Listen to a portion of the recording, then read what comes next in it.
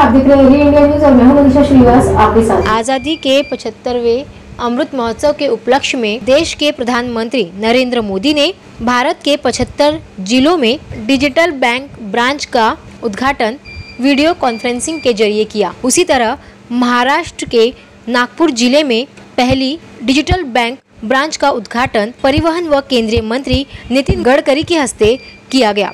इस उद्घाटन समारोह में केंद्रीय मंत्री नितिन गडकरी के साथ महाराष्ट्र प्रदेश अध्यक्ष चंद्रशेखर बावनकुळे भी उपस्थित रहे। आइए देखते हैं हमारी यह खास रिपोर्ट।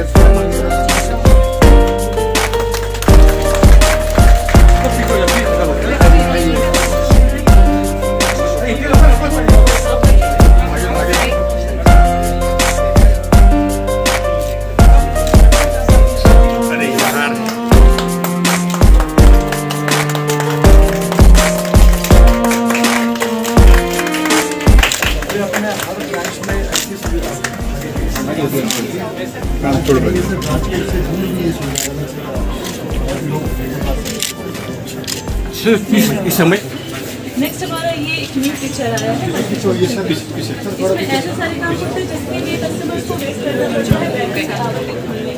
जैसे कि अगर यहाँ भी बहुत सारे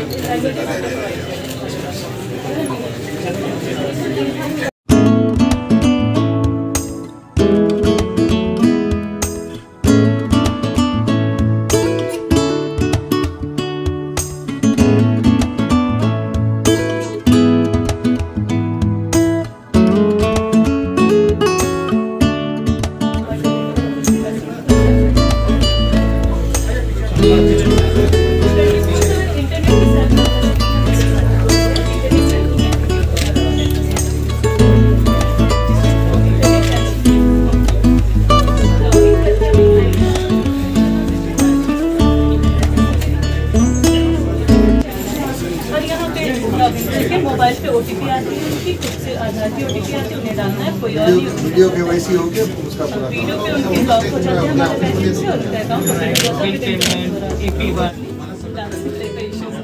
ट्रेनिंग तो इधर है।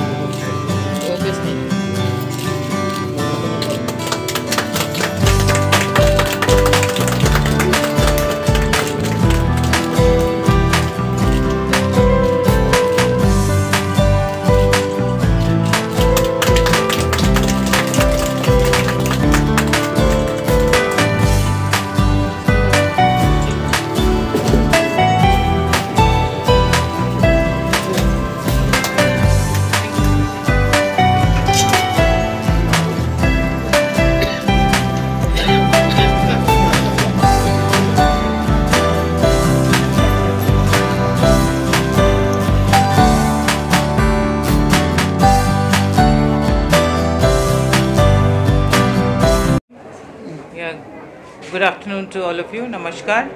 आज हम यहाँ पे एकत्रित हुए हैं हमारा बैंक का DBU ओपन करने के लिए। आज प्रधानमंत्री के हाथों से हमने 75 DBUs ओपन किया है।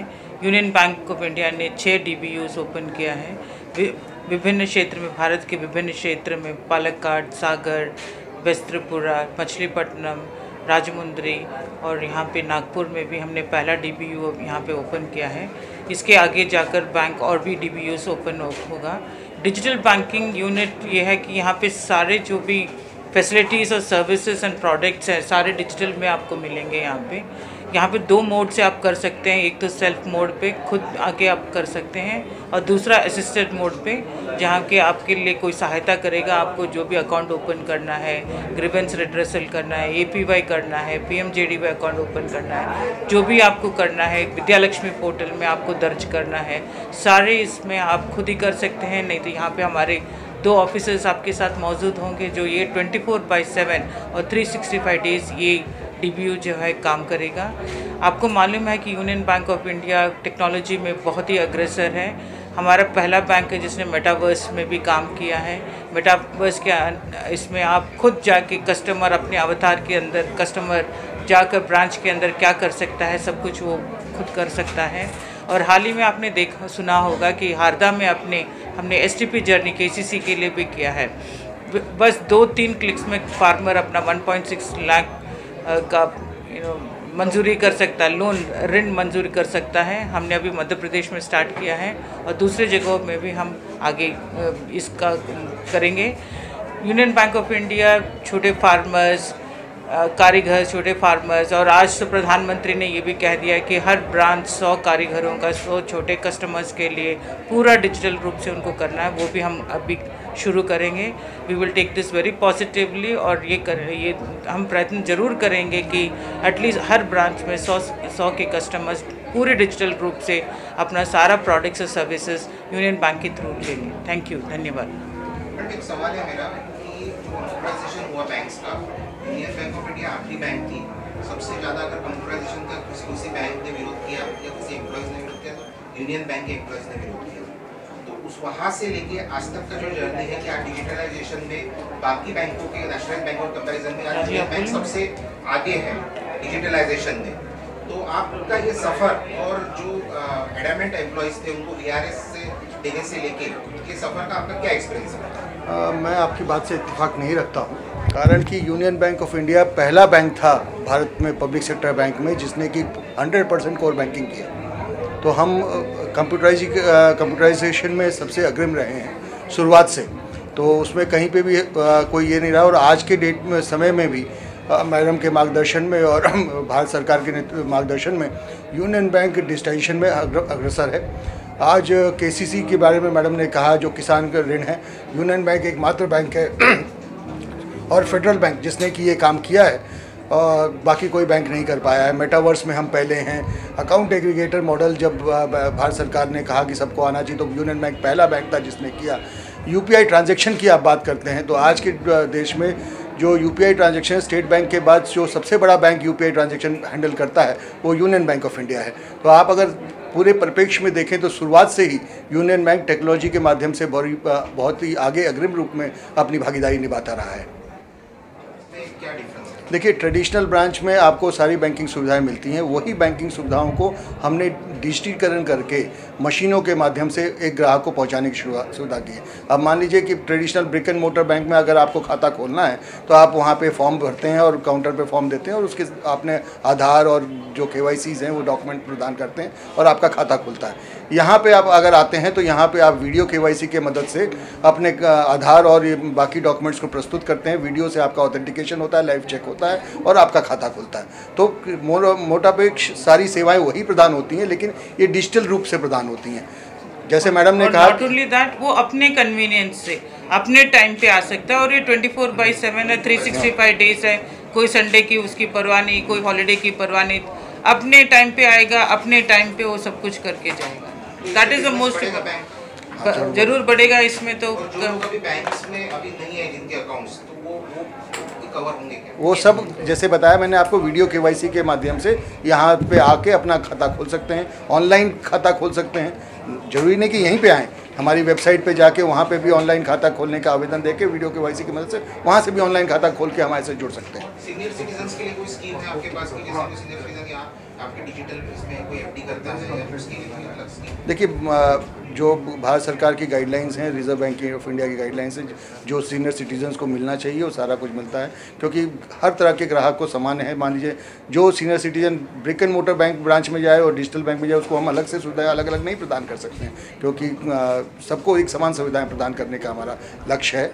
तो सुविधाएं सबको हैं, यहाँ डिजिटल माध्यम से होंगी, वहाँ पे फिजिकल माध्यम से। यहाँ पे खुद कर सकता है, जो भी ट्रांजैक्शन है वो खुद कर सकते हैं। तो इसीलिए हम थोड़ा सा गर्व अनुभव करते हैं। और आपके माध्यम से एक और भी मकसद यही था कि पेपरलेस इकोनॉमी बने, और एनवायरनमेंट पे ये तो पेपर बहुत ही ज़्यादा इफ़ेक्ट होता है, तो इसके कारण वो भी होता है, टाइम सेविंग होता है, और एक व्हाट यू कॉल दैट, एक प्राइड मिलता है कि मैंने खुद किया है। एक छोटा भी फार्मर अगर खुद अपने आप से जाके कुछ काम कर लेता है तो उसको भी वो प्राइड होता है कि मैंने कोई असिस्टेंस के बिना ही मैंने ये कर लिया है। तो दिस काइंड ऑफ उसको भी कॉन्फिडेंस बढ़ता है।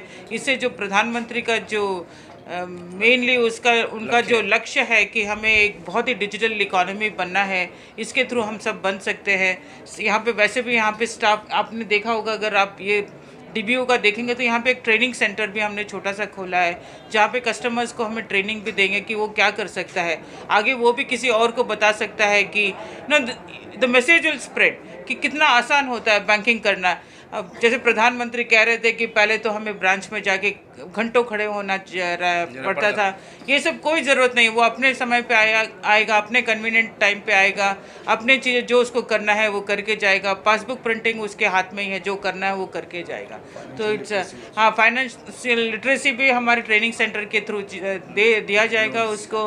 लोन्स अभी तो हमने सिर्फ 27 हमने सर्विसेज एंड प्रोडक्ट्स ऑफर किया है, आगे जाके और भी प्रोडक्ट्स हम ऑफर करेंगे। लेकिन कैशलेस जो व्यवहार है उसमें बड़ी तादाद में देख रहे हैं कि ऐसा है कि हमने साइबर सिक्योरिटी को बहुत ही इम्पोर्टेंस दिया है बैंक में, और साइबर सिक्योरिटी कारण एटलीस्ट हमारे बैंक में, यूनियन बैंक ऑफ इंडिया में अभी तक ऐसे कोई हैकर्स ने नहीं किया है। यही कि कस्टमर की जो व्हाट यू कॉल उनकी लापरवाही और उनकी समझ में नहीं आता, अवेयरनेस बहुत कम है, वो कोई भी जाके वो ऐसे लिंक को वो दबा देता हो, उसके कारण ही ऐसा होता है। वो सब काम हम कर रहे हैं। आपने देखा होगा कि यूनियन बैंक ऑफ इंडिया ने साइबर सिक्योरिटी का एक अलग सा हमने एक सिस्टम बना रखा है, सेंटर ऑफ एक्सीलेंस हमने हैदराबाद में खोला है। वहाँ पे उसके माध्यम से हम बहुत सारा अवेयरनेस क्रिएट कर लें। पहले तो हमारे स्टाफ को खुद ही अवेयरनेस क्रिएट कराना चाहते हैं कि साइबर सिक्योरिटी में कैसे बाकी लोगों को कैसे सहायता कर सके, तो इसके ऊपर भी बहुत काम हो रहा है हैदराबाद में, because Hyderabad is a cyber city, तो हमने वहाँ पे खोल दिया है and lot of things are happening. हम आगे जाके भी इसके बारे में बहुत काम करेंगे। जितनी भी फाइनेंशियल ट्रांजैक्शन है, ज़्यादातर हम सारी की सारी ट्रांजैक्शन 2 फैक्टर ऑथेंटिकेशन ने बताया कि साइबर सिक्योरिटी में हम काम कर रहे हैं। साथ साथ जितनी भी फाइनेंशियल ट्रांजैक्शंस बैंकिंग चैनल्स के थ्रू होती हैं वो सब 2 फैक्टर ऑथेंटिकेशन के साथ आती है। तो मतलब सिर्फ एक पासवर्ड या एक OTP दोनों के वजह से नहीं, सारे कॉम्बिनेशन चाहिए होते हैं, तभी कोई आदमी फ्रॉड कर सकता है।